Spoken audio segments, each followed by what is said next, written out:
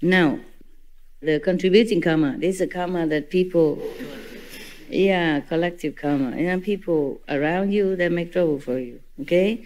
Of course, you can do that if you don't teach anybody. If you're alone, practicing all for yourself and maybe indirectly, automatically, by the way, influence your 5, 6, 7 generation. But if you are a master, any karma is allowed to be near you, to cling on you, to rub off on you. No matter if you're Buddha or not. See, that's why the Buddha, because of his disciple, he has no food for 3 months. He has to eat horse food. And Jesus has to be nailed on the cross because of karma of disciples. And endless other masters, you name them, they all have them. Okay? But for the disciples, it's no problem, no big deal. You don't have anything. You may be affected, it can be affected for just temporarily, but hardly anything too serious. That's a job. You want a job? No. Wise. You see, this man, he's probably later on, the world call him precept number 1, Just like Ananda is memory number 1, and Wunsu, Manjushri is wisdom number 1, for example, like that. And Mauda Lagayana is magical number 1, etc. Yeah? This one, precept withholding number 1. That's why he became like a precept transmitter in this group. Whoever knew a karma, he probably transmit the precepts, because he's a law holder in this assembly. Yeah. So that's what he thinks. Yeah, precepts. Yeah, and controlling your mind, your body. Don't let it ruin you. Don't let it rule over you is a method, right? Now, Maugayayana arose from his seat, bowed at the feet of the Buddha, and said to the Buddha, "Once when I was out on the road begging for food, I met the 3 Kashyapa brothers. 3 of them. One name is Uruviva, another one named Gaya, the other one named Nadi, who proclaimed for me the third come one's profound principle of causes and conditions. I immediately brought forth resolve and obtained the great understanding." Just to hear the cause and effect, he determined to obtain a great understanding, meaning he resolved he must get enlightenment. Yeah, he resolved at that time. Because sometime maybe he became a monk under the Buddha, but he has not completely determined in his mind to get enlightenment. Just too comfortable. Every day sit at the Buddha's feet, listening to him talking and explaining things, and the Buddha pamper, spoiling all these monks like his own children. Yeah, it's too comfortable. You know something and you feel something and you're determined to get it. It's another thing. So he know, okay, everybody should get enlightenment just like all of you do. Yes, Master, we want enlightenment, but I don't know how much you want. So only that day when he went out begging, and suddenly he listened to these 3 brothers, same in the house, same Buddha's monk, talking about cause and effect. Karmas, yeah. And suddenly at that time, maybe he feels scared. Suddenly it hit him that if he doesn't practice well, if he doesn't get complete enlightenment, maybe like that. Every day he took things for granted. Yeah, I have a Buddha. Buddha will save me. Just don't even think like that. Just too comfortable. Just sit there. Doing not much. Maybe don't meditate very well the way you do. You meditate better, right? Huh? How did he learn so fast after he went outside and started? It just happened, okay? Just like sometimes, suddenly, you listen to me for years, the computer, or internet. Master, you're the Buddha, enlightenment nature. We all have to be disciplined, must get enlightenment. You listen and then, okay. But you don't get it. And suddenly, one day you hear one of my sentence, and then, it hit you. it brings you something that you never know before. Or maybe one of your brother and sister, they just talk together about something, and at that moment, somehow it drives home something, okay? It just happened, yeah. We need a lot of cause and conditions to arrive at where we want to arrive, okay?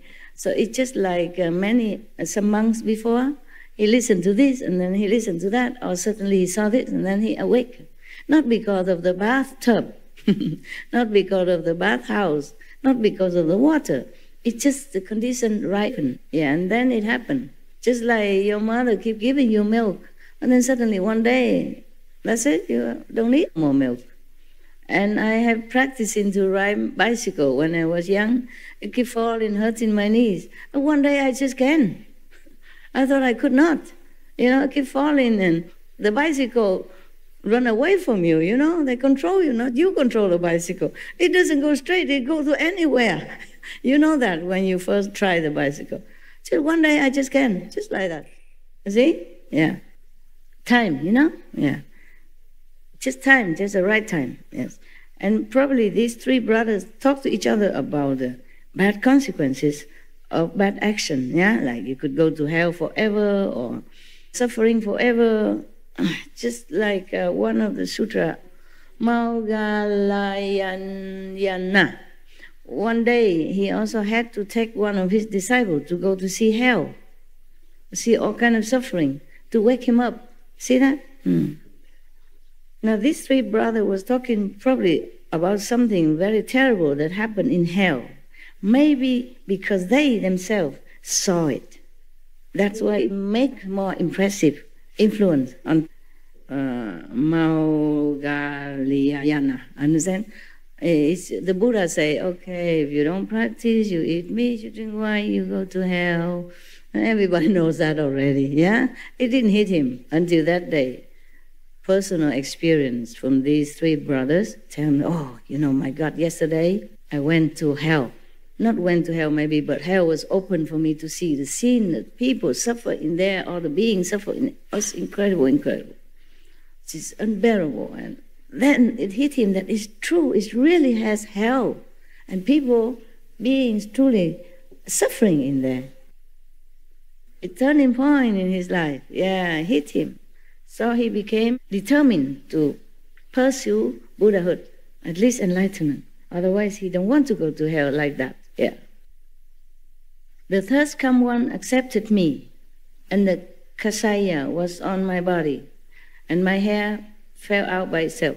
After that, he came to the Buddha to want to become a monk then. Maybe he was just a lay person before, and just come and go, don't care. What for? Become a monk.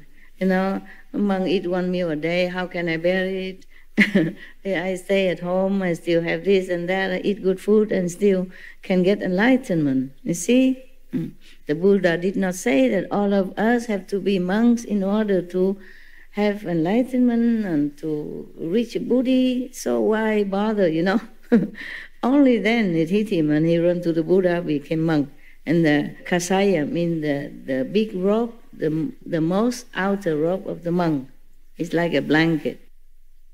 Before, you just wrap on your shoulder. Nowadays, they make a button or something here so that it don't fall off.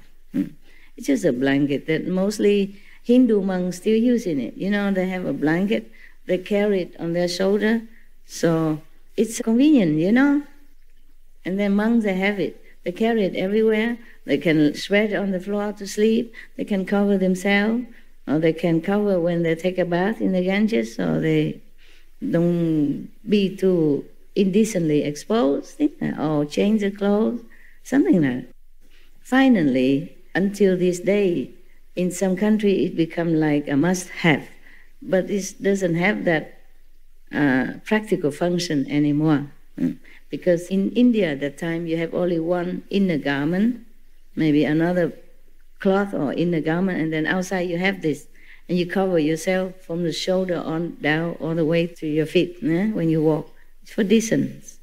And also when it's too hot, you cover shorter, for men it's easy. The Hindu monk, they have that, okay? They have only maybe a short or a long cloth underneath, and they have a kasha. Some have more, maybe a t-shirt on top, saffron color or pink color, yeah. Or maybe not, just that this wrap around, and they use it for many things, yeah, to even filter their water. They use a corner of it, pour water into their gourd or something, or their bowl to filter. In the old time they do that, because they don't have other means. Especially if you are wandering monk, how can you carry all kind of filter bottle, filter machine with you, nah? Or here you have all filter water, clean, yeah? Yeah, very good. So that's called a kasha, yeah? And nowadays they make it more official, and in the old time the kasha will wear out sometimes, and the monks, of course, will mend it with their little pad of cloth. And the more patches, meaning the older, more senior in the monkhood, yeah? And nowadays they all sew it all up for you already. many pieces on your kasha. Just symbolic, mean that you mature in monkhood, that you are bichu and bichuni. Yeah. But in the old time, there was a very practical piece of clothing for the monks and for the nuns. Yeah. The nuns, of course, has to wear more. The monk is easy. Even just that is enough. And they wash it and they wear it immediately. Mostly they have only that. They don't have double to change. I had almost like that when I was in Rishikesh, except it's white. I had 2 pairs.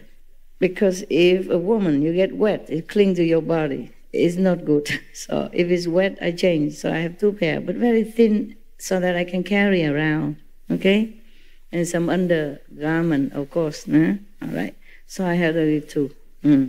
I wash and I wear immediately. Just put on the rock and you wrap around with something, and then you wait, you meditate, and then your clothes dry, and then you go home. Oh, I feel very nostalgic. As long as I'm along the Ganges River, I do this thing. Yeah, I can't remember so many places I went. Yeah, that kind of life is my life.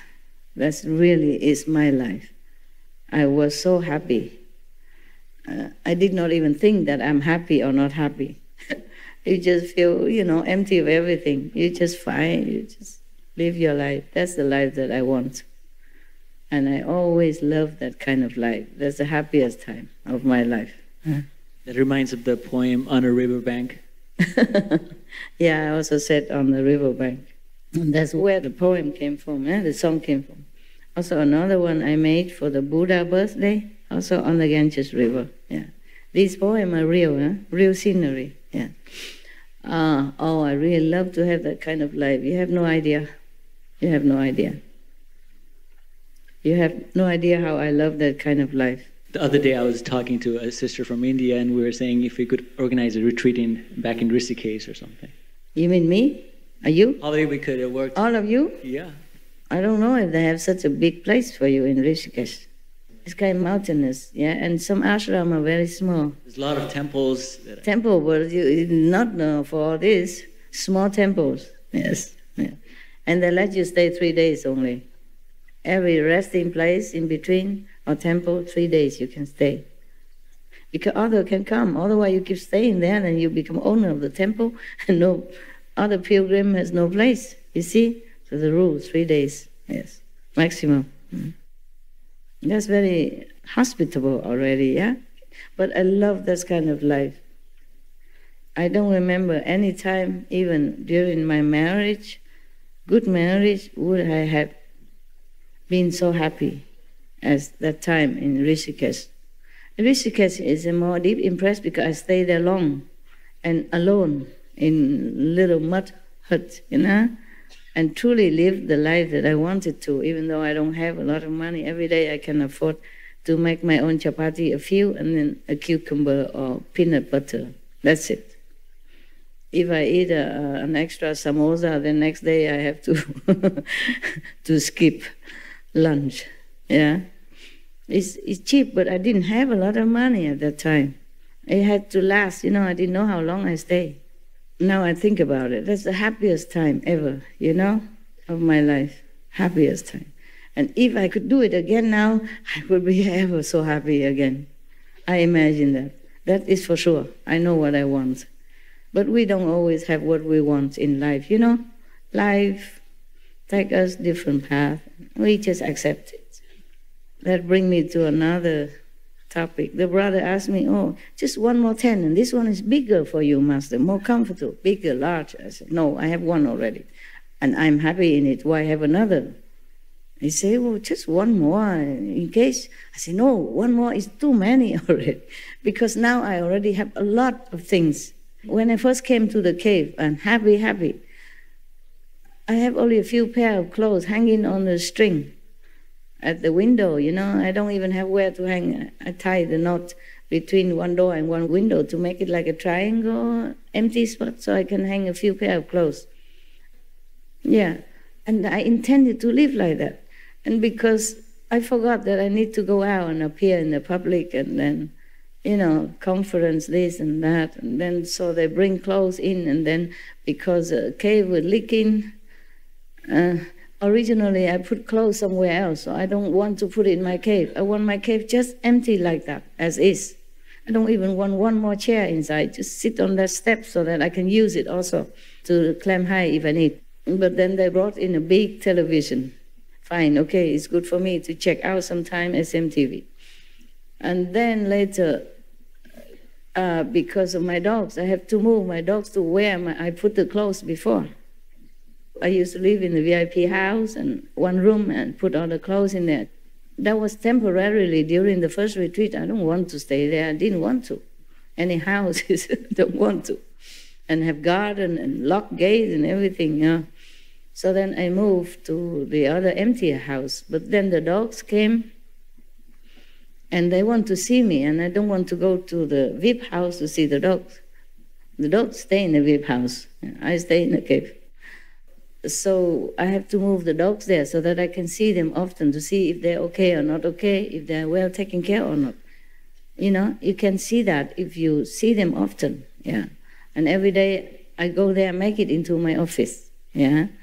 But that only when I see the dogs.